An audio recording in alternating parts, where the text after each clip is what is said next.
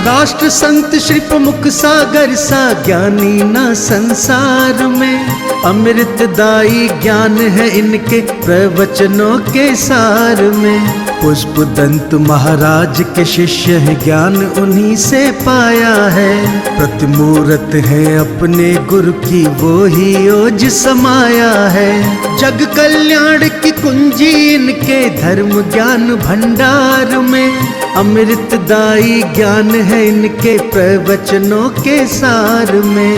अहिंसा तीर्थ के हैं ये प्रणेता, असम राज्य के राजतिथि। आत्मानुशासन से कल्याण की सिखलाए जग को युक्ति। जिन वाणी चैनल कहे गुरुवर, प्रभुवर हैं साकार में। अमृतदायी ज्ञान है इनके प्रवचनों के सार में। इस कार्यक्रम के पुण्यार्चक हैं जय कुमार, भागचंद काला, भागलपुर एन गुवाहाटी, संतोष कुमार, मंजू देवी, आलोक कुमार रेखा, अक्षय सांची, चिन्मय छाबड़ा गुवाहाटी, नागरमल, जीवन माला, नरेंद्र, अनीता, बीरेंद्र, प्रीति, अरिहंत, अभिनंदन, अतिशय, अक्षत गंगवाल परिवार गुवाहाटी।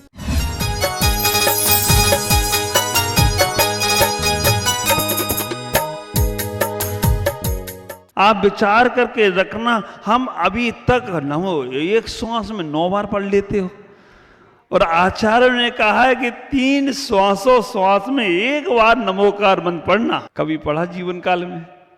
हाँ महाराज, अभी तो पढ़ा है, पहली बार अपने जीवन में आपके माध्यम से अभी तो मैंने पढ़ा है। 3 श्वासों, इतनी जल्दी है आदमी को कि 9 बार नमोकार मंत्र 27 श्वास में पढ़ना है। आप विचार करना, एक माला कितने समय में होती है आपकी नमोकार मंत्र? 5 मिनट में। हमारे चक्रवर्ती महाराज बोल रहे हैं 5 मिनट में आपकी एक माला हो जाती है। वो माला फिरते फिरते मंत्र माला में चलता रहता, मन मार्केट में चला जाता है। क्यों? आप विचार करना, एक माला नमोकार मंत्र की 45 मिनट में होती है। 2 घड़ी, एक समूह सामायिक का समय पूरा 1 घड़ी का, एक माला 45 मिनट में। बाप रे, कैसे होगा? आप श्वास में करो, 9 बार पढ़ो।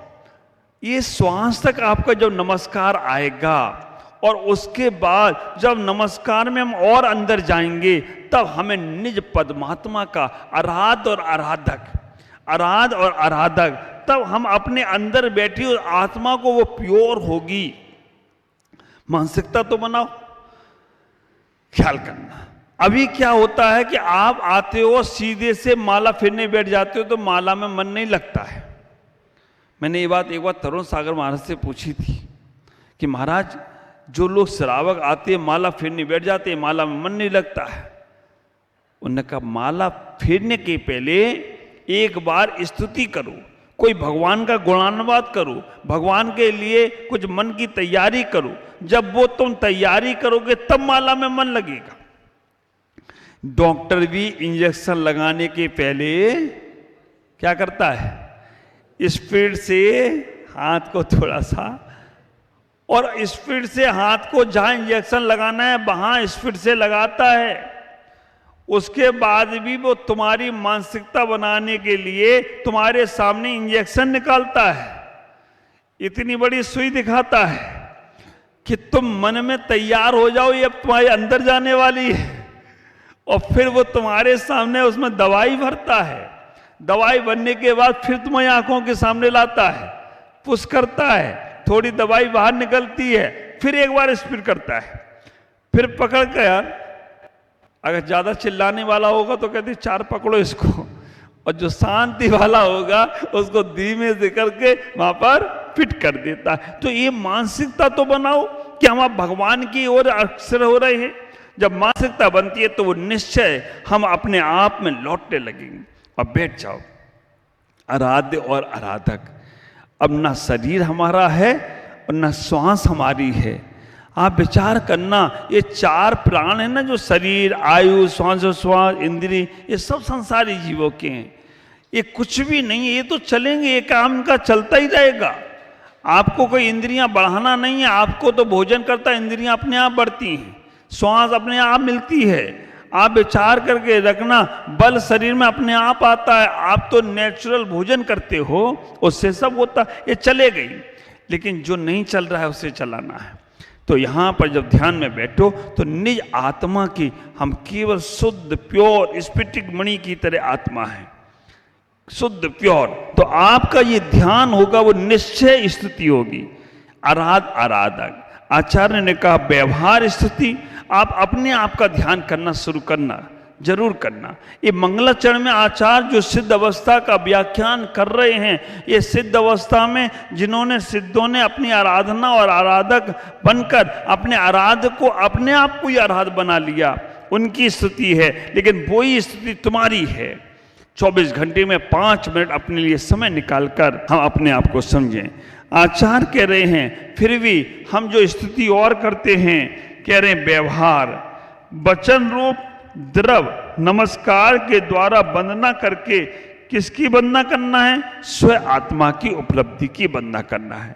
तो व्यवहार स्तुति क्या है कि जो तुम भगवान की वंदना कर रहे हो, नमस्कार कर रहे हो, ये व्यवहार स्तुति है। कारण समय सार में भी आचार्यों ने कह दिया कार्य तो पूर्णता को जब प्राप्त होगे तब होगा, लेकिन कारण में भी कह दिया व्यवहार कारण समय सार और निश्चय कारण समय सार।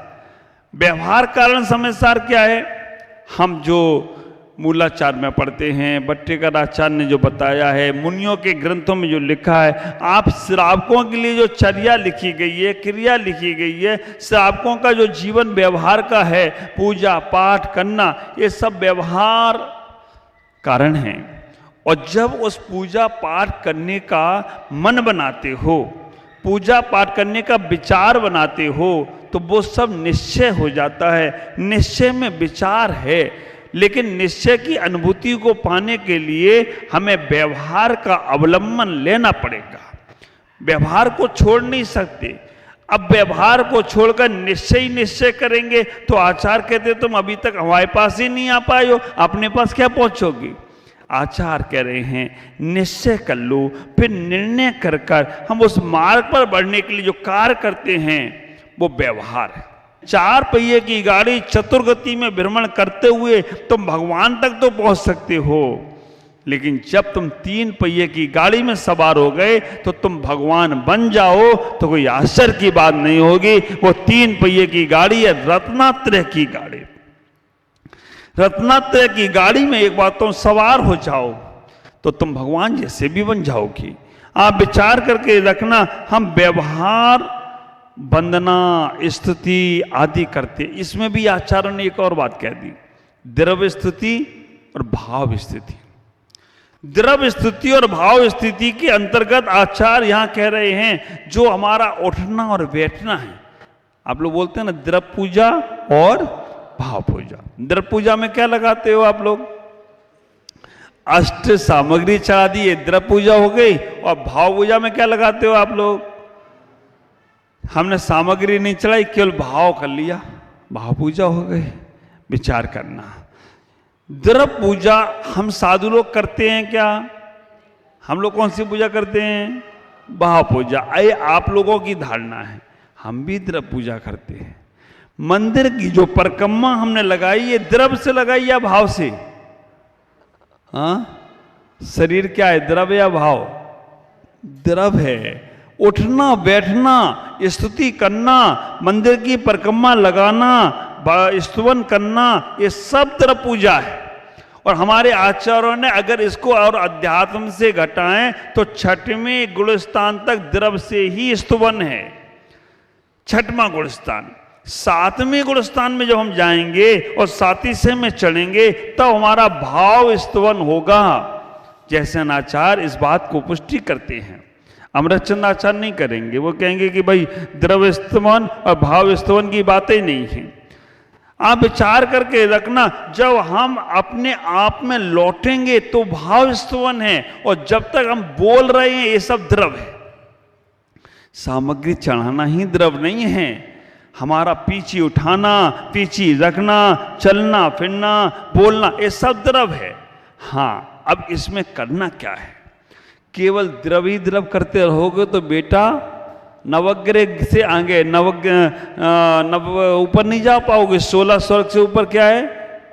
9 अनुदिश, 9 ग्रेविक, और उसके बाद तो अगर हम द्रव क्रिया ही करते रहेंगे तो मुनि वेश का ये प्रभाव पड़ेगा, श्रावक भाव क्रिया भी करे, शुद्ध क्रिया भी करे तो भी 16वें स्वर्ग से ऊपर नहीं जा सकता। लेकिन मुनिराज द्रव क्रिया ही करें, भाव नहीं लग रहा है, तो भी 9 ग्रेविक तक जा सकते हैं। लेकिन 9 ग्रेविक जाकर बार बार संसार में ही आना पड़ेगा। तो आचार्य यहां कह रहे हैं कि द्रव क्रिया के साथ भाव क्रिया भी करो। जब प्योर तुम भाव क्रिया में पहुंच जाओगे तब तुम्हें द्रव क्रिया करने की जरूरत ही नहीं पड़ेगी, और वो अवस्था बनेगी शुद्ध निश्चय सम्यक दर्शन की 7वें गुण स्थान में। अभी तुम 4थे गुण स्थान में घर में रह के सोचो कि हम भाव क्रिया कर लें तो द्रव करने की जरूरत नहीं पड़ेगी, तो आचार्य कहेंगे तुम प्रपंच कर रहे हो, अपने साथ छल और कपट कर रहे हो। हाँ, अब तुमने द्रव की क्रिया तब छोड़ दो जब तुम्हारे पास भाव की प्योर क्रिया, द्रव की आवश्यकता ही ना पड़े। जब वो व्यवस्था बनेगी शुद्ध निश्चय सम्यक दर्शन की, मुनि राज को वही बनेगी, और वो भी 7वें गुणस्थान के बाद ही बनेगी, 7वें भी बनेगी, 6वें तक तो बन नहीं सकती। हाँ, अब इसमें लगाना ये है कि द्रव क्रिया भी जो करो उसमें भाव क्रिया जोड़ दो। द्रव पूजा में भाव पूजा को समाहित करो, केवल सामग्री ही मत चढ़ाओ, उसमें भाव भी नेचुरल रखो, भाव भी प्योर रखो कि भगवान में सामग्री चढ़ा रहा हूं तो इसलिए सामग्री चढ़ा रहा हूं, अनादि काल से चढ़ा दिया, आज तक मैंने अपने आप को नहीं समझा इसलिए चढ़ा रहा हूं। ये भगवान ये सामग्री हमारे आप तक जो चढ़ाकर अब ये चढ़ाना बंद हो, और अब तो हमें अपने आप में चढ़ाना शुरू करना है। आप विचार करना, द्रव क्रिया के साथ भाव जोड़ो, परिणाम जोड़ो। जब विचार जोड़ोगे तब तुम्हारा जीवन आनंदित होगा। तो द्रव स्तवन के साथ भाव स्तवन। आचार्य यहां कह रहे हैं बंदित्व सब सिद्धि। बंदित्व का मतलब है नमस्कार करना, सिद्ध गति को प्राप्त करना। सिद्ध गति कैसी है कह दिया गया। आचार्य कह रहे हैं ध्रुवम अचलम मनोवयम गई पत्ते। वो सिद्ध गति ध्रुव है, टंकोट की, उसे कोई हटा नहीं सकता, सुमेरु को कोई हिला नहीं सकता, ऐसी वो सिद्ध गति है। ध्रुवम अचलम, वो कभी चलायमान होने वाली नहीं है। अणुवम, आप विचार करके रखना, वो सिद्ध गति जो है वो ध्रुव है, अविनश्वर है, वो कभी नाश को प्राप्त नहीं होगी। भाव कर्म, द्रव कर्म और नौ कर्म रूप मल से रहित है। द्रव कर्म, भाव कर्म और नौ कर्म। भाव कर्म क्या है? राग और द्वेष की परिणति है, वो भाव कर्म है। अष्टकर्मों का समूह है, वो द्रव कर्म है। और नौ कर्म जो हमारा शरीर आदि है वो नौ कर्म, इससे भी रहित हो गए हमारे सिद्ध भगवान की गति। अमलम, जो निर्मल है, जिसके पास कोई भी मल नहीं है। 5 प्रकार का जो संसार है, द्रव रूप संसार, भाव रूप संसार, क्षेत्र रूप संसार, काल रूप संसार। और आप विचार करके रखना, द्रव, क्षेत्र, काल, भाव और भव रूप संसार, इन 5 संसार से रहित हैं वो सिद्ध भगवान। ऐसे हैं और वो अचल हैं, स्वभाव से सहित होकर अनुपम हैं, उनके ऊपर कोई उपमा नहीं, ऐसे निरूपम हैं। ऐसे वो सिद्ध भगवान को हम यहाँ पर नमस्कार करने का प्रयास कर रहे हैं। इतना ही विचार करना। आचार्य कुंद स्वामी यहाँ से कहने का प्रयास कर रहे हैं वो सिद्ध अवस्था तुम्हारी है, जिनके पास नए नए रोज अनुभव, अनुपम ऐसी अवस्था को जिन्होंने पा लिया कि अब वो दोबारा यहाँ नहीं आएंगे। घी कभी भी दूध नहीं बनेगा, दूध हमेशा घी बन सकता है, युक्त के अंदर योग्यता है, उसके अंदर पात्रता है। तो हम अपनी इस अवस्था को समझने का प्रयास करें। आचार्य यहाँ पर कह रहे हैं कि हम अपने नमस्कार को सम्यक बनाएं। नमस्कार में संसार की इच्छाएं मत रखिएगा, क्योंकि अगर तुम बार बार संसार की इच्छाएं रखोगे तो भगवान भी कहेगा, भगवान तो कुछ कहेगा नहीं, कर्म तुम्हें कहेगा जाओ संसार में, लगे रहो संसार में।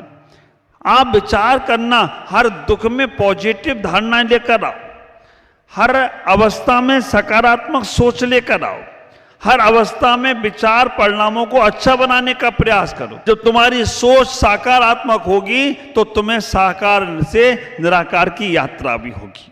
और अगर तुम संसार की सोच रखते रहे, नमस्कार करने के लिए जाओ तो भगवान से एक ही बार कहो, वैसे वो अवस्था तुम्हारी खुद की है, लेकिन फिर भी भगवान से कहो, भगवान मुझे तुम जैसा ही बनना है, हमें तुम्हें जैसा ही प्राप्त करना है। हमने ये संसार की क्रियाएं बहुत बार कर ली हैं, लेकिन जब तक तुम जैसा ना बनो, ये क्रियाएं तो मेरी चलती रहें, लेकिन जैसे ही मैं आप जैसा बन जाऊंगा, मैं क्रिया छोड़ दूंगा, मैं संसार की प्रवृत्तियों को समाप्त कर दूंगा।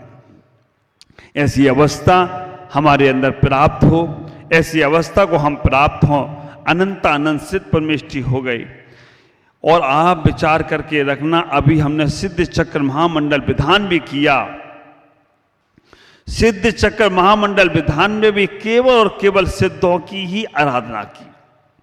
सिद्धों की आराधना कर कर हमने अपने सिद्ध शिला का शिलान्यास भी किया।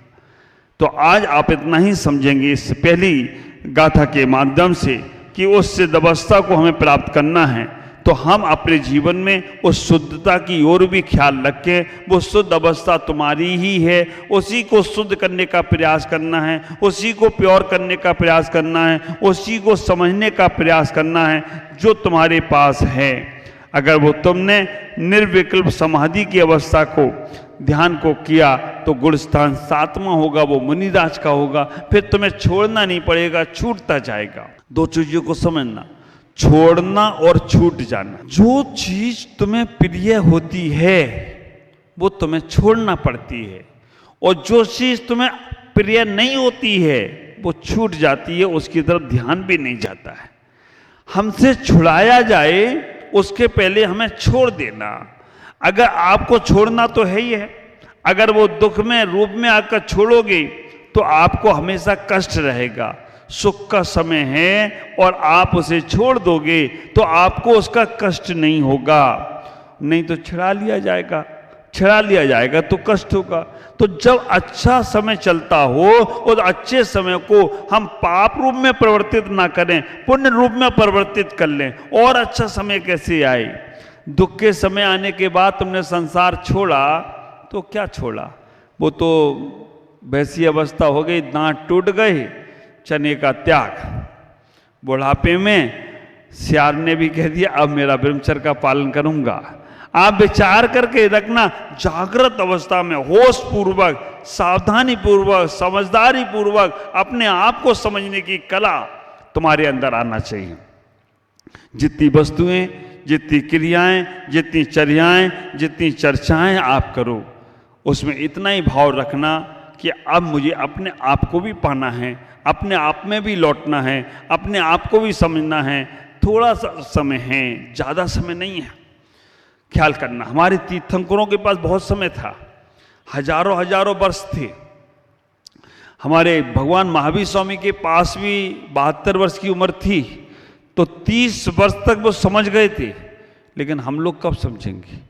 30 निकल गए, 40 निकल गए, 50 निकल गए, 60 निकल गए, 70-80 में भी आ गए तो भी नहीं समझ पा रहे हो। पहले तो ये होता था कि अभी तो बहुत छोटे हैं, अब बड़े हो गए तो अब क्या दिक्कत है? अब महाराज अब हाथ पैर चलते नहीं हैं, कौन सेवा करेगा? और यहाँ पर एक लोगों ने और अलग धारणा बना रखी, अगर कोई साधु सन्यासी बन जाए तो उनके परिवार वालों की उनकी सेवा करना पड़ती। भारी बुद्धि, वो उनकी सेवा को करने देवता आएंगे, तुम्हारे आने की आवश्यकता नहीं है, तुम्हें पुण्य कमाना है। ये पुण्य कमाओ जिससे तुम्हारा जीवन आनंद में बने, मंगल में बने, तभी तुम अपने जीवन को बहुत आह्लादित होकर प्राप्त कर सकते हो। आज इतना ही। ओम नमः जय गुरुदेव।